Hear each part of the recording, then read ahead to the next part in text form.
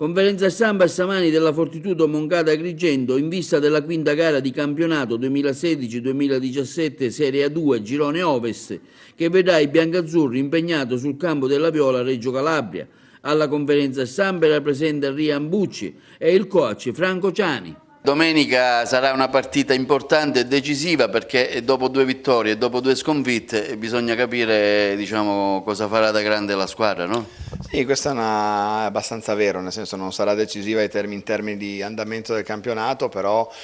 sarà una partita che ci può dare delle indicazioni precise. Questo mese, direi, comprese anche le 2 gare successive in casa con Siena e Casale, ci potrà dare qualche indicazione più chiara, più precisa, mi auguro positiva.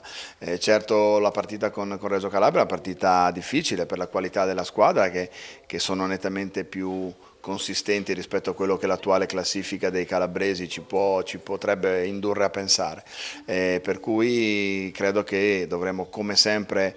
basarci sulla solidità difensiva e cercare come al solito di fare qualcosina di più e di meglio in attacco per continuare questo processo di crescita, però è evidente che sulla maturità e sulla nostra capacità di poter provare a vincere fuori questa gara ci potrà dare delle indicazioni molto più precise. Ecco, in questo senso ha qualche soluzione magari particolare per poter espugnare il campo di Reggio Calabria? Ci siamo preparati, abbiamo preparato un po' di cose tattiche che riguardano sia l'aspetto difensivo sulle caratteristiche principali del loro gioco e sui giocatori di maggiore talento, perché il talento nelle file di Reggio Calabria si spreca, ecco, ce n'è in ogni ruolo e in ogni settore. Certo, abbiamo cercato di, soprattutto più che preparare qualcosa per l'attacco specifico, abbiamo cercato di migliorare l'esecuzione delle nostre cose che è ancora ogni tanto un po' confusa.